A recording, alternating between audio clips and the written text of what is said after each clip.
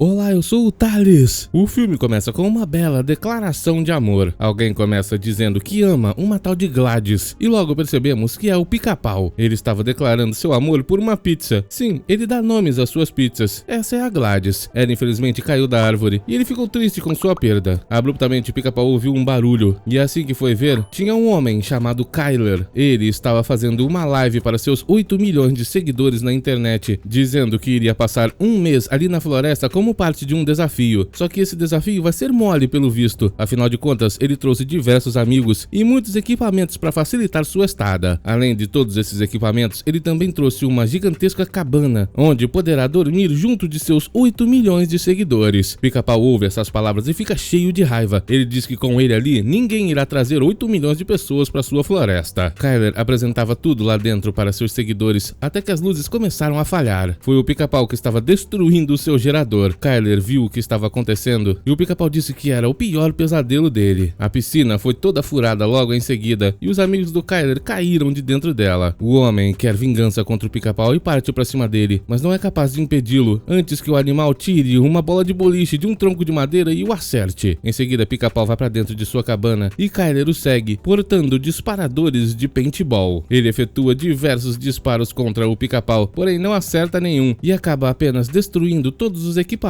que ele trouxe ali para a floresta. O jovem está desesperado e logo em seguida entra no cacete para o Pica-Pau, que destruiu tudo ali. Para encerrar o problema, ele amarra o Kyler com toda aquela cabana e depois o arremessa lá pro alto. F pro Kyler. Logo depois disso, o guarda florestal disse para o Pica-Pau que todos ali na floresta o amam, porém ele tem feito muitas brincadeiras perigosas e é o indivíduo que mais causa problemas ali. Pica-Pau não pode continuar vivendo como se a vida fosse apenas dele e por causa disso, o guarda florestal resolveu expulsá-lo da floresta e disse que ele só vai poder voltar quando aprender a fazer parte de uma equipe. Pica-Pau saiu muito irritado dali, dizendo que não acredita que foi expulso de sua floresta porque não pode fazer as coisas do jeito dos outros. Depois que terminou de atravessar a rua, ele chegou ao acampamento Uhu, um lugar dedicado ao trabalho em equipe. Isso é o que ele precisava. Pica-Pau então decidiu fazer parte desse acampamento para poder voltar para sua floresta o mais rápido possível. Ele então se aproxima de uma jovem que estava tentando fazer alguns trabalhos com pedaços de madeira e mostra toda a sua habilidade. Ela queria fazer uma catapulta, mas não estava dando muito certo. Pica-Pau então fala que precisa aprender a respeito de trabalho em equipe e a jovem chamada Maggie diz que aquele é o lugar certo para isso. Maggie então continua falando que se ele entrar para o acampamento e trabalhar duro, no final do verão ele ganhará uma medalha provando que ele é bom em trabalho de equipe. Só que o Pica-Pau é alérgico a trabalho e diz que não vai ficar ali. Maggie fala que é uma pena, pois já está na hora do almoço e suas palavras fazem ele mudar de ideia. Os dois então vão almoçar na cantina e o Pica-Pau fica em choque, pois nunca viu tanta comida assim em sua vida. Ele resolveu se mudar definitivamente para o acampamento, mas logo a diretora do lugar apareceu dizendo que ele não pode ficar ali. Animais não são permitidos na cantina. E para piorar a situação, o inspetor vai aparecer no acampamento hoje e ela não pode levar outra multa. Essa diretora por acaso também é a dona do acampamento e além disso é a mãe da Maggie. Para terminar a conversa, ela fala que sua filha não deveria estar passando tempo com o Pica-Pau, e sim praticando para os jogos da natureza, uma competição com o acampamento vizinho. Talvez esse ano eles tenham chances de vencer. Depois que ela termina de falar, Maggie e o Pica-Pau vão pro lado de fora, e ele diz que desistiu de aprender a respeito do trabalho em equipe. É muito mais fácil ficar morando ali no acampamento para sempre do que voltar para sua floresta. Ali tem muita comida. Só que a Maggie fala que o acampamento só funciona no verão. Pica-Pau não terá outra escolha a não ser aprender o trabalho em equipe. Ele então pergunta para Maggie o que sua mãe falou a respeito de jogos. Ela então explica que esses jogos são uma tradição do verão, só que todos os anos eles perdem para o outro acampamento. Sentado em algumas cadeiras e terminando de comer sua comida, Pica-Pau pergunta que outro acampamento é esse, e Maggie fica desesperada. Aquelas cadeiras não são do acampamento deles. Ela vai tentar removê-lo de lá, mas acaba caindo em uma armadilha. Todos riem da cara dela. Acontece que do lado daquela corda está o acampamento Uha. Eles são quem sempre vence os jogos da natureza. Logo, o diretor do acampamento Uha aparece ali. O nome dele é Zane e é primo da mãe da Maggie. O homem diz que ninguém pode passar da divisão, que foi marcada pelos seus antepassados. Só que a mãe da Maggie diz que ele não precisa ser chato a respeito disso, fazendo coisas para os outros caírem. Só que o Zane responde dizendo que essa armadilha foi feita por uma corajosa estudante de seu acampamento e só queria protegê-los. Isso é o que ele ensina ali, tornar os jovens campeões. Vemos que alguém observava toda essa cena de longe usando binóculos e logo descobriu descobrimos que é o Zeca Urubu. Ele acabou de fugir da prisão. Depois disso, o inspetor aparece ali no acampamento da mãe da Meg. Ele se chama Leôncio e diz que as coisas ali no Parque Uhu têm que ter melhorado desde a última inspeção, pois senão ele terá que multá-la mais uma vez e talvez até mesmo fechar o acampamento. Os dois então vão começar a inspeção e a Meg avisa ao Pica-Pau ele não pode mexer com o Leôncio, pois sua mãe pode perder o acampamento por causa disso. Pica-Pau fala que não vai fazer nada com o Leôncio, porém ele irá se vingar do Zane. Meg então conta que o problema é muito mais complicado do que ele imagina. Tudo começou há muitas gerações atrás. O tataravô deles, que se chamava Obadiah, foi quem criou aqueles acampamentos. Ele era um garimpeiro e chegou naquelas áreas encontrando muito ouro. Como ficou rico, ele comprou todas aquelas terras e formou o acampamento Obadiah, um lugar para que sua família pudesse viver e prosperar. Só que quando seus dois filhos chegaram para se juntar a ele, Obadiah já tinha perdido a vida